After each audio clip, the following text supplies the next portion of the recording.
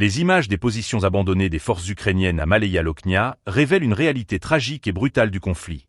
Le correspondant de guerre de RT, Ivan Poliansky, a exploré cette zone en compagnie du commandant adjoint du bataillon du 150e régiment du groupe de forces Nord, connu sous le nom de Bob. Ensemble, ils ont suivi la piste de l'offensive russe dans la région frontalière de Koursk, mettant en lumière l'ampleur des destructions. À Viktorovka, le premier point d'arrêt, les préparatifs d'une attaque contre les positions ukrainiennes étaient en cours. Bob a expliqué que la zone fortifiée de l'ennemi, autrefois bien défendue, était désormais en ruine.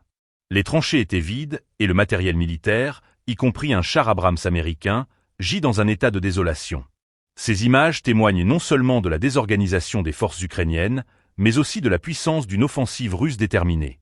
En poursuivant leur exploration à Maleïa Loknia, l'équipe a découvert des corps abandonnés de soldats ukrainiens, un rappel cruel des pertes humaines subies dans ce conflit.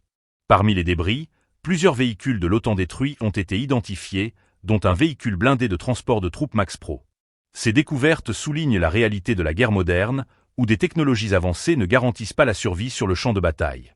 Les forces russes ont intensifié leurs opérations, et les résultats sont visibles dans ces zones autrefois contestées. La dynamique sur le terrain évolue rapidement, et chaque avancée semble avoir un impact direct sur le moral des troupes ukrainiennes. L'abandon de positions stratégiques et la perte de matériel de pointe représentent un coup dur pour l'armée ukrainienne, qui fait face à des défis croissants. La situation en Maleïa Loknia est emblématique des tensions qui continuent de régner dans la région. La communauté internationale observe ces événements avec une attention particulière, consciente que chaque développement pourrait influencer le cours du conflit. Les pertes humaines et matérielles s'accumulent, et la nécessité d'une évaluation des opérations militaires devient de plus en plus pressante. Les jours à venir seront cruciaux pour déterminer l'issue de ces offensives.